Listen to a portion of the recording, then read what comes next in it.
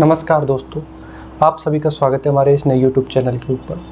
ठीक है, हमने लास्ट टाइम बात करी थी स्क्वायर हमने कैसे निकाला था, वो हमने लास्ट वीडियो के अंदर डिस्कस कर लिया था। आज हम बात करने वाले हैं स्क्वायर रूट, मतलब किसी भी जो भी हमारे पास में हमारी काउंट है या संख्या है उसका हम स्क्वायर रूट कैसे निकालते हैं।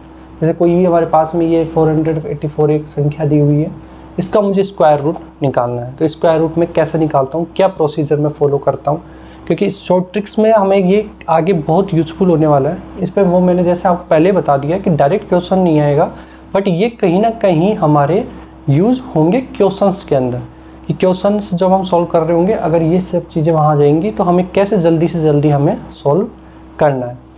ठीक है, ये हमें याद होना चाहिए। देखिए 1 से लेकर 10 तक के आपको स्क्वायर भी याद होनी चाहिए कि क्योंकि हमें अब इसको यूज़ करेंगे।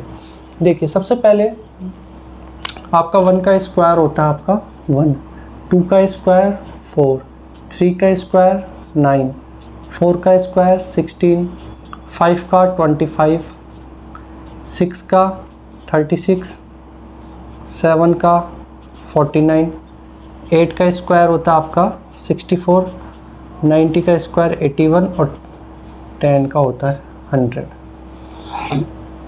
इसमें एक चीज़ देखने वाली बात यह है कि इसमें आपका 5 का छोड़ के बाकी देखो हर किसी में आपका 1 4 9 6, ठीक है, 6 9 4 1, तो ये आपके दोनों तरफ आ रहे हैं। मतलब आपका यहाँ पे भी आता है 1 4 9 6, लास्ट के डिजिट देखो 1 4 9 6 6 9 4 1। सिर्फ 5 ही आपका ऐसा होता है जो कि आपका 5 का चाहे आप स्क्वायर करो, 5 का स्क्वायर या क्यूब करोगे तो हमेशा एंड में जो डिजिट आती है वो 5 ही आती है। सिर्फ 5 में ये कंसिडर होता है। ठीक है, अब देखो हमें क्वेश्चन कैसे सोल्व करना है, क्या हमारा इसके अंदर अप्रोच होगा, वो सब चीज़ें हम देखेंगे। जब भी क्वेश्चन हमारा आता है तो हम उसको कैसे सोल्व करेंगे ये आपको ध्यान होना चाहिए। अभी हम इसको यूज़ करेंगे इसलिए मैंने इसको साइड में लिख दिया, जिससे कि आपको ध्यान रहे। 1 का स्क्वायर 1, 2 का स्क्वायर 4, 3 का 9, 4 का 16, 5 का 25, 6 का 36, 7 का 49, 8 का 64, 9 का 81, 10 का 100। ठीक है, स्टेप 1 में हम देखिए क्या करते हैं। सबसे पहले हम लेते हैं 484, इसका हमें निकालना है कि इसका स्क्वायर रूट क्या होगा। तो देखो सबसे पहला काम हमारा ये होता है स्टेप 1 में, जो भी हमारी गिवन जो भी हमें दिया हुआ है, ठीक है, हमारे को जो भी काउंटिंग दी हुई है उसको क्या करना है, 2 पार्ट्स में डिवाइड करना है। मतलब नीचे से इनके पेयर बनाने हैं। ठीक है, स्क्वायर रूट है तो मतलब 2, क्यूब होता तो हम इसको 3 में कर देते हैं, मतलब है ना। इसको हमने तोड़ दिया 84 और 4। कहने का मतलब आपको राइट हैंड साइड से और डबल डिजिट तक लेना है। ठीक है, उसके बाद में आप बाकी सिंगल डिजिट रह जाएगा, कोई दिक्कत नहीं है उसमें। ठीक है, ध्यान से देखिएगा। अब मेरे पास में आ गया 84 और 4। अब देखिए कि इस टेबल के अंदर आप मुझे देख के बताएं कि जब हम किसी का स्क्वायर करेंगे तो 4 कहाँ कहाँ आ रहा है। एक आपका 2 का स्क्वायर में आएगा और एक आपका 8 का स्क्वायर करेंगे तो मेरा 4 आएगा। तो या तो मेरा 2 का स्क्वायर, ठीक है, ठीक है, या तो 2 का स्क्वायर करेंगे तब 4 आएगा, या 8 का स्क्वायर करेंगे तब मेरा 4 आना है। पहली चीज़ ये हो गई स्टेप 1। आपने सबसे पहले इसको नीचे से यहाँ से 2 उसमें तोड़ लिया, मतलब पेयर बना दिया इसका डबल यहाँ पर। अब यहाँ नहीं है तो हमने 1 छोड़ दिया, 1 आएगा कोई बात नहीं, यहाँ से आपको डबल करना है। ठीक है, हर क्वेश्चन में ऐसे ही करना है स्क्वायर रूट में, चाहे कितना बड़ा आ जाए। अभी बड़े भी करेंगे हम, उसमें हम देखेंगे कि हम स्टार्टिंग के जो राइट हैंड साइड से 2 ले लेंगे, बाकी को हम है ना एज इट इज रखेंगे। तो देखो 2 का स्क्वायर करूँगा तब या तो 4 आएगा, या 8 का स्क्वायर करूँगा तब मेरा लास्ट में वहाँ पर 4 आना चाहिए। तो अब मुझे एक चीज़ तो पता लग गई कि या तो मेरा 2 आएगा या मेरा 8 का स्क्वायर करूँगा तो आएगा। तो 2 का स्क्वायर करूँगा तो 4 आएगा, या 8 का स्क्वायर करूँगा तब 4 आएगा। पहली चीज़ हमारी क्लियर हो चुकी है। ठीक है, तो मैं क्या करूँगा, या तो 2 आना चाहिए लास्ट का डिजिट या 8 आना चाहिए। भाई रूट है ना तो स्क्वायर हट जाएगा। ठीक है, तो मैंने आपको एक बार समझाने के लिए लिख दिया है, बाकी अब मैं बार बार नहीं लिखूंगा। तो मेरा लास्ट का डिजिट क्या आना चाहिए, तो 2 आना चाहिए या 8 आना चाहिए। ठीक है, क्योंकि इसका भी स्क्वायर देखिए 4 होता है लास्ट का डिजिट, और इसका में भी 4 होता है, ठीक है, 4 और 64 तो मेरा 4 ही है। अब मैं बार बार ये वाला स्टेप नहीं लिखूंगा, मैं आपको बस डायरेक्ट एक समझाने के लिए मैंने बता दिया था कि 2 या 8 में से एक आएगा। सॉरी। अब मेरा ये तो मैंने देख लिया कि 2 का स्क्वायर और 8, 2 8 एक डिजिट तो मेरी आ गई। अब मैं चलूँगा यहाँ 4 के पास। 4 के पास जाकर के मैं ये देखूँगा कि 4 का स्क्वायर कब कब करूँगा, या तो मैं देखो 1 का स्क्वायर करूँ और 2 का स्क्वायर, तो 4 आ जाएगा, या तो 2 स्क्वायर या 3 स्क्वायर। तो मतलब मैं 2 स्क्वायर 3 स्क्वायर अगर मैं लेता हूँ, सपोज करो कि अगर मैं 2 का स्क्वायर 4 होता है मेरा, ठीक है, और 3 का स्क्वायर, तो 4 और 9 के बीच में 4 यही आ गया, तो मैं क्या करूँगा 2 स्क्वायर और 3 स्क्वायर ये मैं लिख लूँगा। ये क्लियर हो गया मेरा सेकंड स्टेप, ये होगा सेकंड स्टेप। ये मेरा स्टेप फर्स्ट हो गया, स्टेप फर्स्ट, ठीक है। 2 8 में से कोई एक आएगा। अब स्टेप सेकंड में मैंने क्या किया, स्टेप सेकंड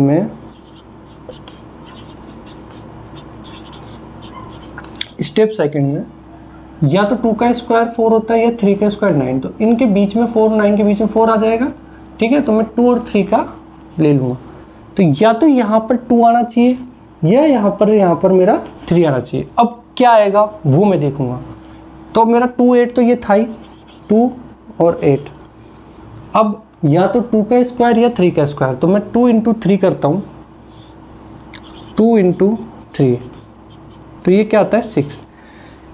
अब स्टेप थर्ड में मेरे को ये जो 6 आया है इससे इस 4 को कंपेयर करवाना है। कंपेयर करवाया तो मैंने देखा कि क्या ये 6 4 से छोटा है, मतलब ये 6 अगर 4 से छोटा है तो मतलब मेरा छोटा डिजिट आ जाएगा, ठीक है। ये बात समझ में आ गई ना आपके, कि या तो देखो पहले 2 और 8 दोनों में से कोई सा भी आ सकता था, ठीक है, बट मैंने अभी मैंने डिसाइड नहीं किया कि क्या आएगा, है ना। तो ये 2 2 और ये हो जाएगा 2 8, तो इनमें से छोटा आपका 22 है, तो आपका आंसर हो जाएगा 22। ये 6 से 4 आपका छोटा आ गया, ये कंपेयर वाली वो है। अगर इससे कम आता है तो आपने छोटा वाला ले लिया, ठीक है। अगर इससे ज़्यादा आता तो आप फिर यहाँ 3, तो 3 2 और 3 8 ये आपको लेना पड़ता। आई होप कि एक बार में ये समझ में नहीं आता, थोड़ा सा टिपिकल होता है ये। अब देखिए एक बार फिर से हम इसको समझ लेते हैं कि 4 8 4 का मैंने कैसे किया। सबसे पहले आपको कुछ नहीं करना। अब देखो 4 8 4 था, ठीक है। सबसे पहले मैंने इसको 2 पार्ट्स में मतलब वो कर दिया, ठीक है, मतलब पेयर बना दिए। इसके पेयर बनाए तो ये एक पेयर बन गया और एक पेयर ये मेरा बन गया। एक 84 का पेयर बन गया और एक मेरा 4 का पेयर बन गया, 2 पेयर बन गए, ठीक है। मुझे अभी 84 से कोई मतलब नहीं है, मुझे इसका लास्ट का जो डिजिट है 4 उसको मेरे को चेक करना है। तो देखो 4 कब कब आ सकता है, अगर मैं 2 का स्क्वायर करूँगा तो 4 आ जाएगा, या मैं 8 का स्क्वायर करूँगा तो 64। तो लास्ट का डिजिट देखो यहाँ पर भी 4 आया और ये यहाँ पर भी 4 आ गया, ठीक। तो मतलब मेरे को ये मालूम पड़ गया कि लास्ट डिजिट या तो 2 होगी या फिर 8 होगी। एक चीज़ मेरी क्लियर हो गई। अब सेकंड जो मेरा पेयर था 4, ठीक है, तो पेयर तो था ही नहीं, वो तो एक अकेला था, तो मैंने 4 को लिया। अब देखो 4 कब कब आ सकता है, 2 का स्क्वायर करता हूँ 4 और 3 का स्क्वायर 9, इनके बीच में होगा तो 4 मतलब आपका 2 ही हो जाएगा। तो यहाँ तो कोई अब दिक्कत वाली बात है ही नहीं, ठीक है। तो मैंने क्या किया, 2 जो था मेरा 2 को मैंने लिख दिया 22 और आपका लिख दिया 28। अब या तो आपका 484 का या तो 22 होगा या आपका 28 होगा, दोनों में से कोई एक आंसर होगा, ठीक है। अभी मुझे नहीं पता कि कौन सा होगा। अब वो कौन डिसाइड करेगा, वो डिसाइड करेंगे जो ये इसके आसपास के अगल बगल के जो डिजिट है वो डिसाइड करेगी। कैसे कि आपने 2 का स्क्वायर और 3 का स्क्वायर, मतलब 2 और 3 इंटू 6। अब 6 जो है वो 4 से बड़ा है, मतलब जो 6 है 6 से 4 छोटा है, मैं ये कह सकता हूँ। भाई कंपेयरिंग वैल्यू होती है आपकी ये, मतलब 6 था, 6 से और 4 आपका छोटा हो गया। ये बिल्कुल क्लियर हो गई बात। तो इसका मतलब ये आ गया, अगर ये बड़ा आता तो मेरा बड़ा आंसर हो जाता, अभी मेरा ये छोटा है तो मेरा छोटा आंसर हो जाएगा, तो मेरा 22 मेरा आंसर हो जाएगा। इसके अंदर कोई दिक्कत है क्या किसी को समझने में? एक बार और मैं इस नेक्स्ट वाले में भी समझा देता हूँ, जिससे कि आपको और अच्छे से समझ में आ जाए, क्योंकि देखो एक बार में ये समझ में नहीं आएगा, क्योंकि ये इतना ईजी नहीं है जितना हम देख रहे हैं इसको। ये इतना ईजी नहीं है, आपको इसको एक बार, दो बार, तीन बार, चार बार अलग अलग उस पर देखना पड़ेगा। आपको बार बार रिपीट करके वीडियो को देखना पड़ेगा कि मैं क्या बोल रहा हूँ, मैंने कौन कौन से स्टेप फॉलो किए हैं, उसके बाद आपको समझ में आ जाएगा। फिर आप उसको इम्प्लीमेंट करेंगे तब गलतियाँ होंगी, उसमें देखेंगे, आप चेक करेंगे, और उसके बाद में फिर आपकी प्रैक्टिस होने के बाद में आपको ये आएगा समझ में। तो सबसे पहले देखो, कुछ नहीं करना था, 484 मेरा गिवन था, मैंने इसको पेयर बना दिया 84 और 4 को, ठीक है। अभी मेरा 4 से कोई लेना देना नहीं, मुझे 84 से मतलब है। 84 में मेरे को सिर्फ 4 का देखना है कि 4 किस किस का स्क्वायर करने पे आता है। तो 2 का स्क्वायर करूँगा मैं या 8 का स्क्वायर करूँगा तो मेरा 4 आ जाएगा, ठीक है। तो मतलब मेरी लास्ट डिजिट क्लियर हो गई कि या तो 2 होगी या 8 होगी। अभी मुझे नहीं पता कि 2 8 में से कौन सी होगी, कोई भी हो सकती है, ठीक है।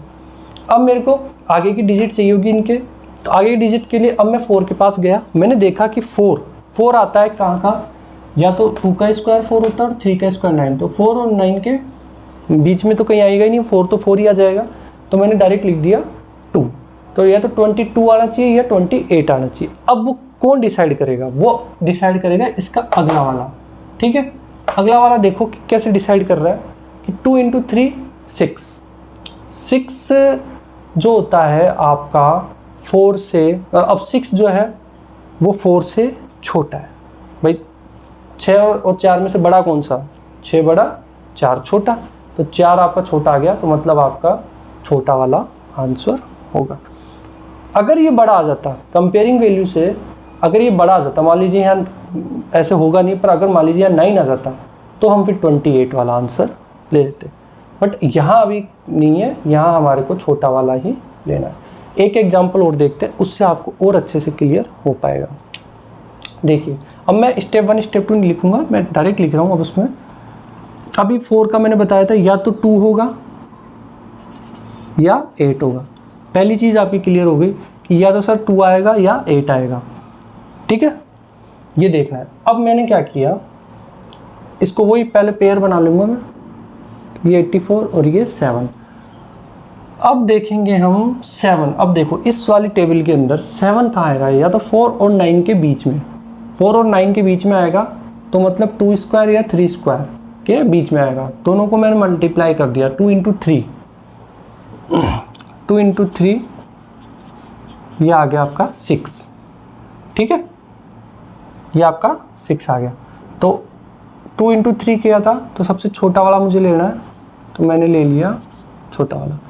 अब या तो मेरा आंसर 22 आना चाहिए या मेरा आंसर आना चाहिए 28, या तो 22 या 28, ठीक है। अब वो कौन डिसाइड करेगा कि कौन सा आएगा, तो वो मुझे ये डिसाइड करके बता रहा है। 2 × 3 6 होता है। अब देखो 6 से मेरा 7 बड़ा है, ठीक है, वहाँ मेरा छोटा आया था, यहाँ मेरा बड़ा आ गया। बड़ा आने का मतलब हो गया कि मेरा अब आंसर हो गया 28। ये बात क्लियर सबको हुई या नहीं हुई? एक बार फिर से हम समझेंगे क्या किया। सबसे पहले हमने देखो आपका 784 आपको गिवन था। सबसे पहले आपने क्या किया, इसको 2 पार्ट्स में डिवाइड कर लिया, एक बार 84 कर दिया और एक बार 7 कर दिया। इस चीज़ में किसी को कोई दिक्कत नहीं है, ठीक है। अब मैंने क्या किया, अब 2 और 8 आते हैं 4 के, अभी मैंने आपको ये बता ही दिया, तो 2 और 8 दोनों में से कोई एक आ सकता है। तो मैंने 2 और 8 दोनों लिख दिया कि या तो स्क्वायर करेंगे तो 2 आएगा या फिर 8 आएगा। ये गैस वाला चल रहा है, अभी का अभी कंफर्म नहीं हुआ, पर हाँ ये है कि 2 और 8 के अलावा और कुछ नहीं आएगा, ये ठीक हो गया।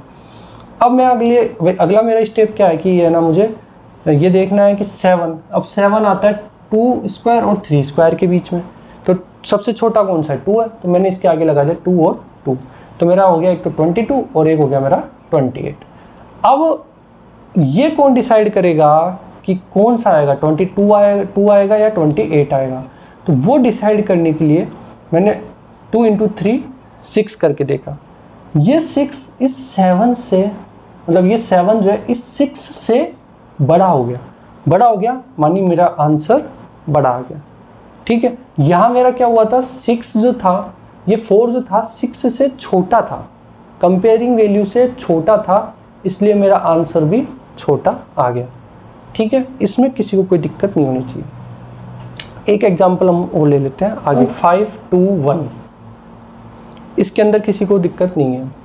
ठीक है, मेरा वही काम करना है। सबसे पहले मुझे इसका पेयर बनाना है, आंसर हो जाएगा इसका।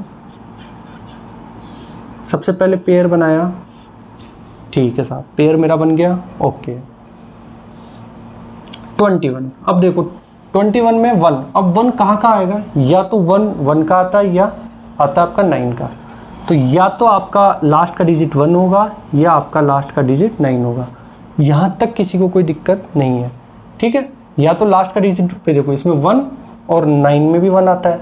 ठीक है, तो 1 का स्क्वायर में 1 आ जाएगा, 9 का स्क्वायर में भी 1 आ जाएगा। तो मेरे पास में लास्ट डिजिट मुझे पता लग गई कि या तो 1 होगी या मेरी लास्ट डिजिट 9 होगी। ठीक है, अब ये तो कंफर्म हो गया कि लास्ट डिजिट या तो 1 होगी या 9 होगी, है ना, इसके अलावा और कोई हो नहीं सकती। अब मेरे को आगे क्या आएगा वो देखने के लिए चलना पड़ेगा 15 के पास। अब देखो 15 कहाँ आता है, 9 और 16, इसके बीच में कहीं 15 आएगा, तो मतलब 3 या 4। अभी मुझे नहीं पता कि 3 और 4, तो छोटा कौन सा है इसमें से 3 और 4 में, 3, तो 3। अब या तो 31 होगा या 39। अब ये कौन डिसाइड करेगा, तो जो मेरा 3 था और इंटू 4, तो वो हो गया 12। ठीक है, अब 12 जो है ये कंपेयरिंग वैल्यू है, 15 क्या हो गया, 12 से बड़ा हो गया, तो मेरा आंसर हो जाएगा ये 39। अब भी किसी को कोई दिक्कत है क्या इसके अंदर? आई थिंक अब कोई दिक्कत होनी नहीं चाहिए। हमने तीसरा एग्जाम्पल हम सोल्व कर रहे हैं, प्रोसीजर वही फॉलो किया है। सबसे पहले हमने कुछ नहीं किया, सबसे पहले हमने पेयर बना दिए इसके। ठीक है, अब देखो मैंने यहाँ डबल पेयर बना दी, यहाँ कितना बड़ा अमाउंट हो इससे मेरे को मतलब नहीं है, हमें स्टार्टिंग का देखना है। ठीक है, ये हमने देख लिया, उसके बाद में अभी इसको नहीं देख रहे, अब मेरे को लास्ट डिजिट देखनी कि 1 कब आ सकती है, किसके स्क्वायर में 1 आएगी, या तो 1 के स्क्वायर में 1 आएगा या फिर आपके 9 के स्क्वायर में 1 आएगा। 2 ही पॉसिबिलिटी है 1 आने की। ठीक है साहब, आपने ये कह दिया कि सर या तो 1 आएगा या 9 आएगा, इसके अलावा और कोई आ नहीं सकता। ठीक है, अब मेरे को आगे की डिजिट पता करना है। आगे की डिजिट के लिए मैं क्या करूँगा, 15 इधर देखूंगा कि 9 और 16 के बीच में कहीं 15 आएगा, तो मतलब 3 और 4 ये दोनों की पॉसिबिलिटी है, तो इसमें से हम छोटा ले लेंगे। तो हमने छोटा ले लिया, हमेशा छोटा ले लेंगे यहाँ तो 3 और 3 लिख दिया। अब मेरे पास 2 है ना आ गया यहाँ पर संख्या, एक आ गई मेरी 31 और एक आ गई मेरी 39। अभी मुझे नहीं पता कि कौन सा होगा। ठीक है, वो डिसाइड करेगा मेरा ये 3 और 4 का मैं मल्टीप्लाई करूँगा 12 से, तो 3 × 4 आ जाएगा मेरा 12। ये मेरी कंपेयरिंग वैल्यू है।